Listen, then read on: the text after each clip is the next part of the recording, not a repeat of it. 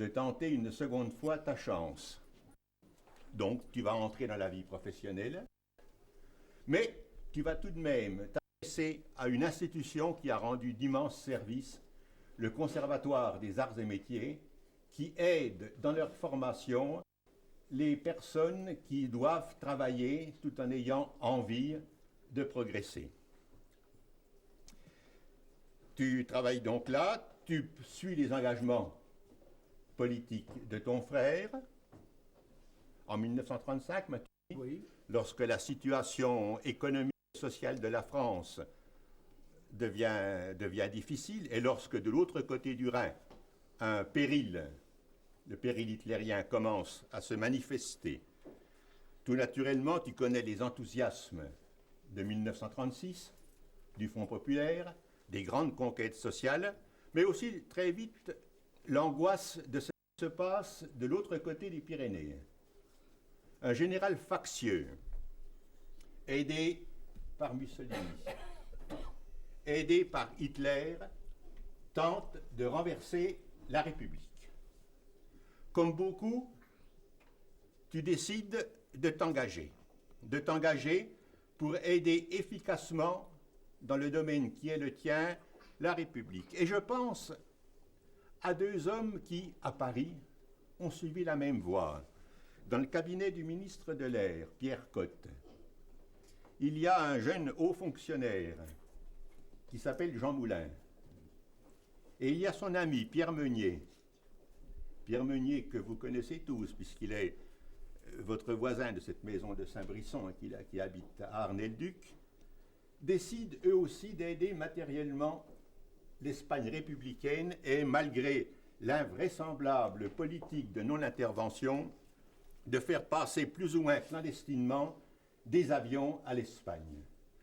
Tu choisis une voie similaire et tu traverses les Pyrénées pour fonder et faire fonctionner une usine dans la région de Valence qui va fabriquer des mitraillettes et des fusils mitrailleurs pour l'armée républicaine espagnole qui est singulièrement démunie de tout.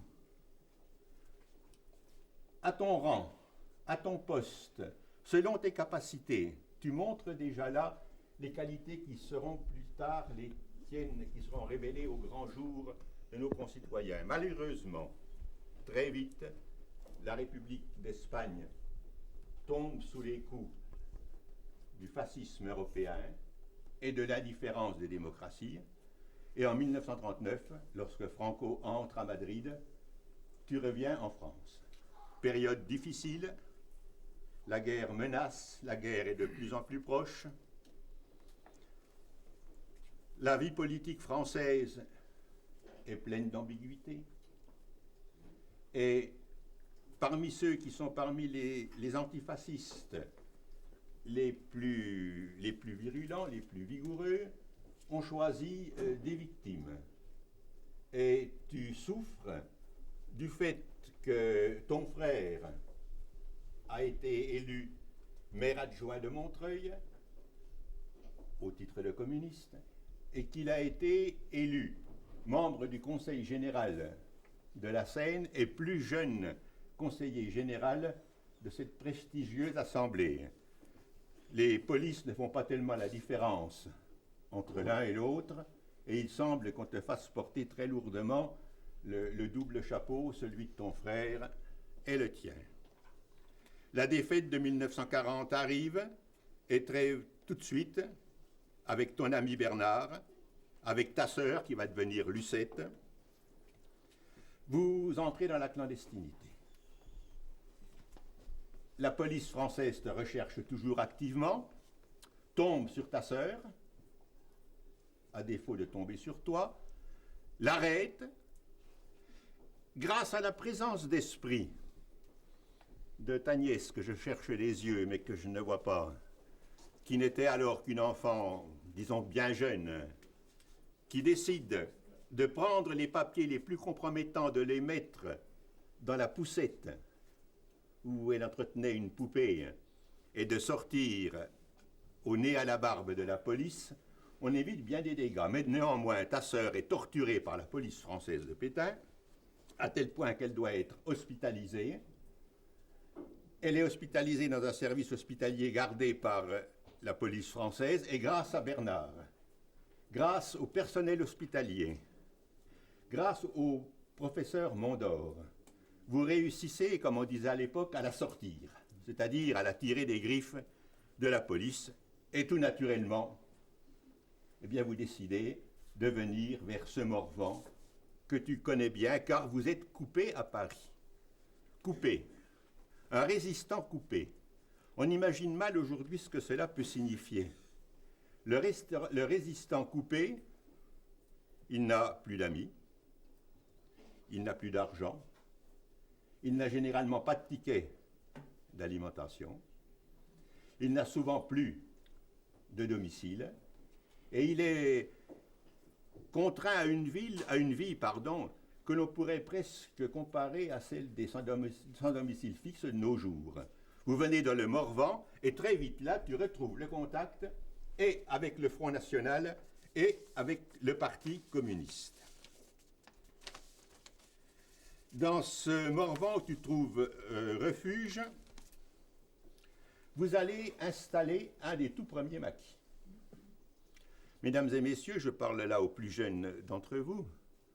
On a une vue des maquis qui correspond aux maquis tels qu'ils seront en cet été 1944, où ils se battent presque au grand jour et bien équipés contre l'ennemi et avec des effectifs importants. Mais les premiers maquis, mesdames et messieurs, c'était loin d'être cela. Les armements faisaient défaut, sinon quelques vieilles pièces issues de la défaite de l'armée française ou quelques fusils de chasse qui avaient échappé à la réquisition des occupants, et vous vivez comme vous le pouvez, travaillant la journée comme bûcheron, allant coucher la nuit dans les bois, car c'est le matin, enfin à la fin de la nuit, que survenaient les arrestations. Très vite, votre maquis s'étoffe, le maquis que j'appellerai le maquis Camille, bien qu'il ne prendra son nom que plus tard, car il faut savoir aussi, mesdames et messieurs, qu'on a donné des noms aux maquis que beaucoup plus tard. Au début, un maquis, ça n'avait pas de nom. Avec ce qui va devenir le maquis Camille, des tâches importantes vont vous être confiées. Et vous allez recevoir assez tôt au Lavaux, au mois entre la nuit du 21 au 22 novembre 1942, un des tout premiers parachutages. Un des tout premiers parachutages, c'est une chose étonnante que cette rencontre entre un avion parti dans la nuit des environs de Londres et des gens qui sont cachés dans une forêt du Morvan. Une rencontre étonnante, d'autant plus étonnante que tu appartiens à une formation que les états-majors n'ont pas forcément en odeur de sainteté. Il s'agit d'une formation qu'on appelle les francs-tireurs et partisans. Et on se méfie d'eux, je vous dirai tout à l'heure pourquoi, mais en partie aussi parce qu'ils ont choisi une stratégie qui n'est pas celle des états-majors londoniens. Les états-majors, dans le fond, disons le mot, ne croient pas tellement que des civils puissent s'improviser des combattants et affronter une armée qui a vaincu en quelques jours l'armée française qui passait pour une des plus fortes du monde. Alors que des civils groupés dans les bois puissent avoir une action efficace, cela dépassait bien des horizons. Or, vous êtes contre cette politique attentiste et vous avez décidé d'opter non pas une tactique mais une stratégie qui est celle du combat immédiatement livré. Et naturellement, les états-majors qui aiment bien qu'on leur obéisse regardent avec beaucoup de réserve, disons. Heureusement, à cette époque, un homme dont j'ai déjà parlé, Jean Moulin, a réalisé l'unification de la résistance. Et il va réussir à persuader les états-majors de Londres que les forces qui s'organisent spontanément ici ou là en France ne sont pas des forces négligeables et qu'il faut les prendre en compte. C'est un tournant extrêmement important et bien que vous apparteniez au FTP, bien que vous apparteniez au Front National, quand je dis Front National, je ne sais pas s'il est bien nécessaire que je précise, d'une part, que ce Front National n'a pas grand-chose à voir, sinon l'homonymie, avec une formation politique qui existe actuellement en France, et dont je dirais, par souci de clarté, que si le Front National a bien été fondé par le Parti communiste au mois de mai 1941, il est loin, d'ailleurs comme les FTP, de ne grouper que des gens qui appartiennent au Parti communiste. Eh bien donc, que vous ayez cette appartenance, vous allez recevoir un parachutage d'une extrême importance, au Lavaux, puisque ce parachutage va vous apporter un poste émetteur qui est destiné et au Front National et au Parti communiste pour entrer en relation avec l'état-major du général de Gaulle. C'est dire, comme les gens de ce maquis Camille inspirent confiance aux uns et aux autres. Vous recevez là un véritable trésor de guerre. Je ne vais pas retracer, mesdames et messieurs, les activités des maquis dans le Morvan, en général, ni même celles de ce maquis Camille, il nous faudrait évidemment beaucoup de temps. Les maquis, selon le mot d'un éminent historien, au départ maquis refuge pour les gens qui, comme vous, fuyaient les persécutions, sont devenus peu à peu des maquis combattants, avant de devenir des maquis libérateurs. Des noms, quelques-uns, mais j'ai peur d'en oublier: Camille, Leloup, Joseph, Verneuil, Louis, Lafleur-Bernard, Vauban, Saint-Brisson, Socrate, Bayard. Et là, j'aurais une pensée pour un vieil ami, André Goblet. Serge, Sanglier, et combien d'autres que je ne cite pas. Et si je ne les cite pas, c'est pas parce que je méprise leur action, c'est parce que je ne connais pas tous les noms des maquis de cette région. Il serait bien trop long de parler de tout cela, comme il serait bien trop long de parler de tous les sacrifices consentis par les gens de la région pour aider les maquis. En roulant, en arrivant ici, on a pu voir un peu tous ces villages qui ont payé extrêmement cher le souci qu'ils ont eu de vous aider. Seulement, ce maquis, où tu te trouves avec ton vieil ami Camille, ne va pas y rester. Les états-majors t'ont remarqué et ils désirent te confier un poste d'une extrême importance, celle, je vais regarder pour être sûr de ne pas me tromper dans son intitulé, tu vas être nommé chef départemental du service national des maquis pour la Nièvre. Une tâche difficile.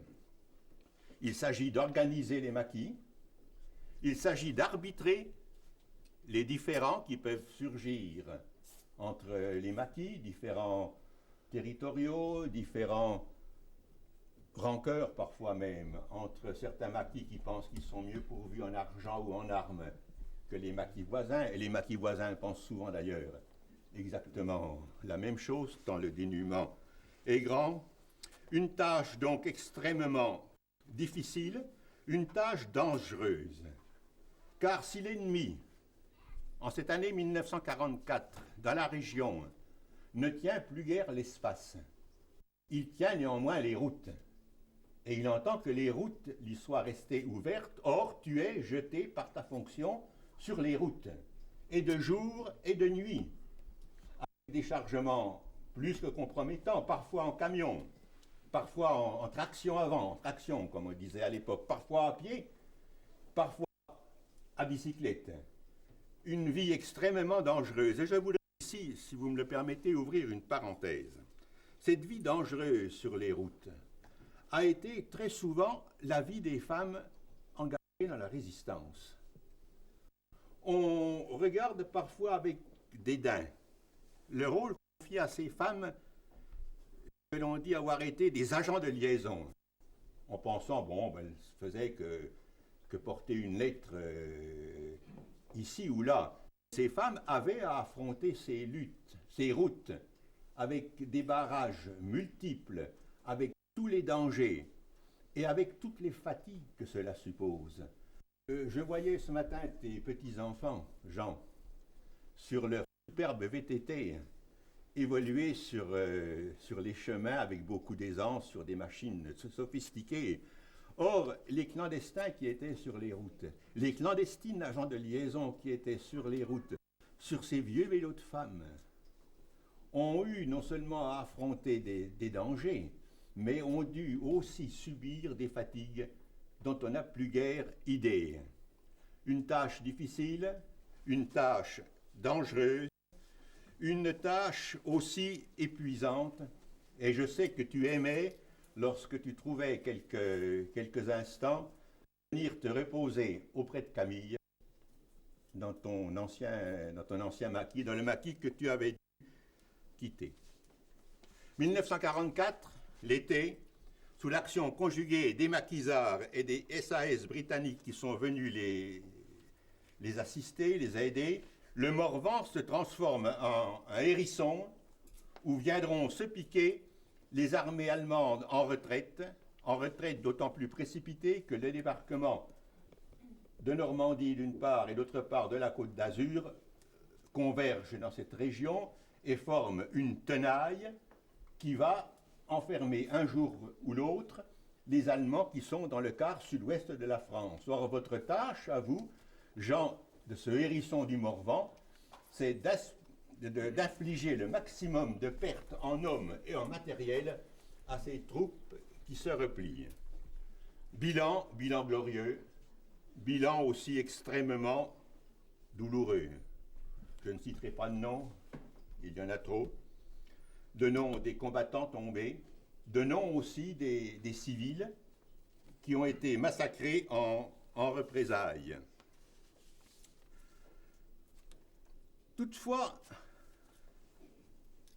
il faut dire que dans cette terre de Morvan a su se réaliser une assez étonnante unité entre les paysans et les maquisards, entre des aristocrates et des bûcherons, entre des communistes et les moines de la pierre qui vire, entre des Français et des immigrés. Je pense par exemple aux Espagnols qui étaient au maquis Camille.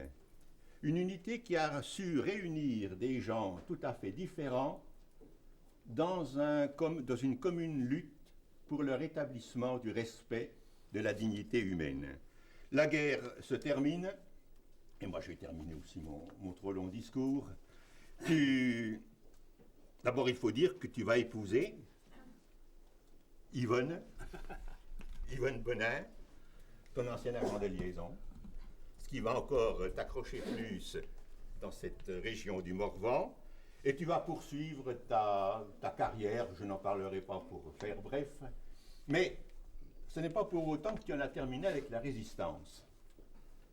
Tu parcours lycées et collèges pour dire aux jeunes et aux moins jeunes de quel prix est la démocratie et à quel prix il a fallu consentir pour la réinstaurer dans nos terres. Lorsque Jean-René Surateau et Marcel Vigreux, dans cette maison du Morvan qui nous accueille aujourd'hui, décident d'organiser une exposition qui se transformera bien vite en un musée, ils m'ont dit qu'ils s'étaient heurtés au départ.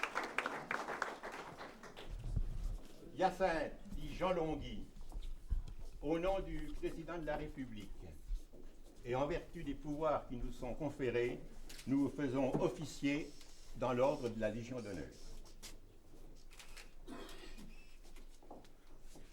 Essayez de ne pas te transpercer le cœur.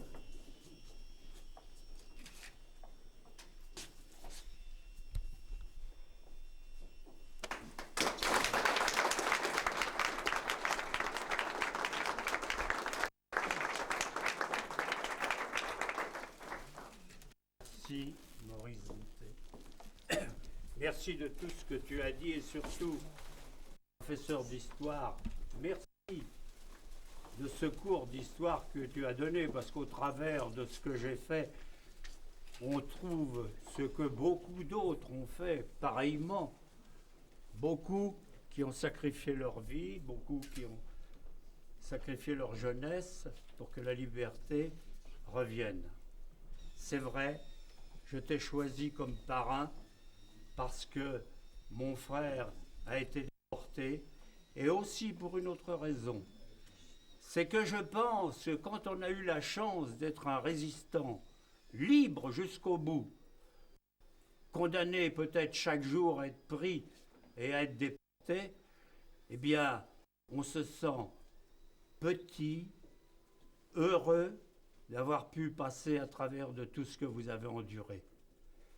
Et ça, à côté de l'affection que j'ai pour toi, est venu s'ajouter le respect que j'ai pour tous les déportés. Ceux qui ont eu la chance de revenir, pardonnez-moi. Si nous sommes réunis aujourd'hui, il faut quand même que je remercie beaucoup de personnes qui ont su voir qu'au travers de ce que j'avais fait, on allait honorer tous ceux qui ne sont plus, tous ceux qui ont fait comme moi et qui ont compris qu'il faut continuer la lutte parce que la liberté, c'est toujours à défendre, parce que la vie est incertaine, parce qu'on peut se trouver du jour au lendemain ramener 500 ans en arrière, il n'y a qu'à voir à même pas 2000 km d'ici les horreurs que l'on voit. Alors je pense que faire ce que je fais, faire ce que font mes camarades, c'est faire ce qu'il faut faire.